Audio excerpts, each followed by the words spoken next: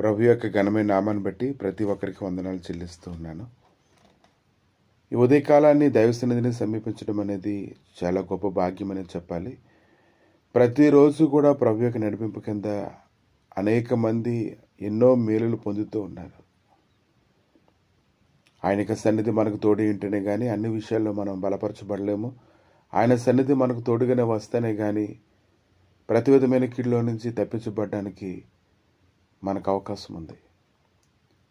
ఆయన సన్నిధి నిరంతరము మన మీద ఉండేలాగా ఉదయకాలాన్ని దైవ సన్నిధిని సమీపించడం అనేది ఎంతో ప్రాముఖ్యమైనటువంటి విషయం.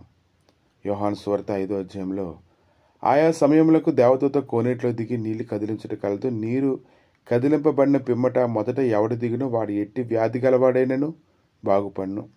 కనుక ఆ మంటపములలో రోగులు, గుడ్డివారు, కుంటివారు, ఊచకాళ్ళు చేతులు గలవారు గుంపులుగా పడి ఉండిరి.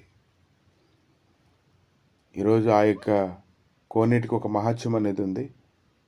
దేవదూత నీళ్ళు కదిలించినప్పుడు ఎవరైతే ముందు దిగుతారో ఖచ్చితంగా వారు విడుదల పొందడం అనేది లేఖనాల్లో మనం చూస్తూ ఉన్నాము. ఈరోజు ప్రభు నిన్ను దర్శించే కాలాన్ని నువ్వు ఎరిగినట్లయితే నువ్వు ప్రకాశించాలి. ఆయన కొరకు నువ్వు కనిపెట్టుకొని ఉండాలి. కనుక అక్కడ ఉన్నటువంటి వారు అందరూ కూడా గుంపులుగా పడి ఉన్నారు, ఇంకా కనిపెట్టుకొని ఉన్నారు. నీళ్ళు కదిలిన వెంటనే అందులోకి దిగడానికి సిద్ధంగా ఉన్నారు. ఈ లేఖనాలను ధ్యానిస్తూ ఉంటే ఈరోజు మనం తెలుసుకోవాల్సిన విషయం ఒకటి ఉంది. ఈ దినాన ప్రభు మనల్ని దర్శించే కాలంలో, మనం నడిపించే కాలంలో, ఏదో ఒక దిక్కు నుంచి మనతో మాట్లాడేటువంటి కాలంలో మనం కనిపెట్టుకొని ఉండాలి. ఆయన కనిపెట్టుకునేటువంటి విషయంలో మనం ఆయన సన్నిధిలో మండుతూ ఉండాలి. అయితే అక్కడ 38 ఏండ్ల నుండి వ్యాధి గల ఒక మనుషుడు ఉండెను. యేసు వాడు పడినట్టు చూచి వాడు అప్పటికి బహుకాలం నుండి ఆ స్థితిలో ఉన్నాడని ఎరిగి స్వస్థపడగోరుచున్నావని వాడిని అడిగాను.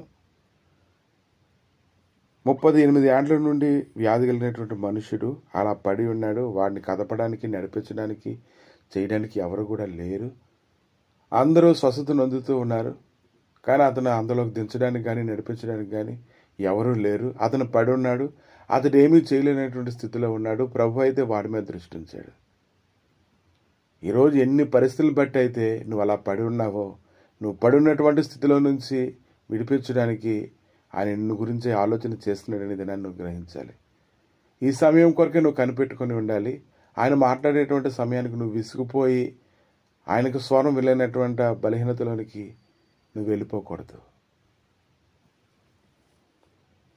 యేసు వాడు పడినట్టు చూసి వాడు అప్పటికి బహుకాలం నుండి ఆ స్థితిలో ఉన్నాడని ఎరిగి స్వస్థపడగోరుచున్నావని వాడిని అడుగగా ఆ రోజు అయ్యా నీళ్ళు కదిలింపబడినప్పుడు ఎవడును నన్ను కోనేట్లోకి దించుటకు నాకు ఎవడనూ లేడు కనుక నేను వచ్చినంతలో మరి ఒకడు నాకంటే ముందుగా దిగునని ఆయనకు ఉత్తరం ఇచ్చాను.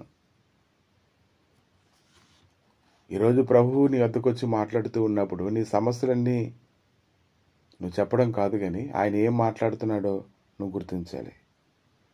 యేసుప్రభు అయితే ఆ వ్యక్తిని అడుగుతాడు, నువ్వు బాగుపడాలనుకుంటున్నావా, స్వస్థతను అందాలనుకుంటున్నావా? ఈరోజు నీ పరిస్థితి అంతా ఆయనకి తెలుసని ఆ మాట అడుగుతూ ఉన్నాడు. నువ్వేం కావాలి, నువ్వేం కావాలని నువ్వు కోరుకుంటూ ఉన్నావు, నువ్వు స్వస్థపడి కోరుచున్నావా అని అడుగుతూ ఉన్నాడు. వాడైతే మాత్రం ఎన్నో విషయాలు అతడు చెప్తూ ఉన్నాడు. నాదైతే తప్పేమీ లేదు, కానీ నన్ను ఎవరు దించుతారు అని అతను మాట్లాడుతూనే ఉన్నాడు. వెంటనే యేసుప్రభు ఏం చేశారంటే, నీవు లేచి నీ పరుపెత్తుకొని నడవమని చెప్పగా వెంటనే వాడు స్వస్థత నుండి తన పరుపెత్తుకొని నడిచాను. యెషయా గ్రంథము 60:1 నీకు వెలుగు వచ్చి ఉన్నది, లెమ్ము తేజరిల్లుము, యెహోవా మహిమ నీ మీద ఉదయించెను. కనుక నువ్వు ఎప్పుడైతే కనిపెట్టుకొని ఉంటావో అప్పుడు ఖచ్చితంగా ఆయన సన్నిధి నీ మీద పనిచేయడాన్ని నువ్వు చూస్తావు. ఈరోజు నువ్వు ఆయన వైపు చూడు.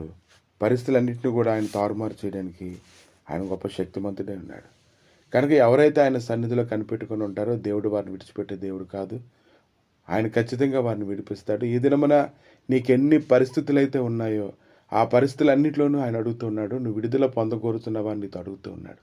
కాబట్టి ఏ ఏ పరిస్థితుల్లో విడుదల పొందగోరుచున్నావో నువ్వు జ్ఞాపకం చేసుకొని చెప్పు, ప్రభువా ఈ పరిస్థితులన్నింటిలోనూ నేను విడుదల పొందాలని కోరుకుంటున్నానని నువ్వు ఆయనతో చెప్పు.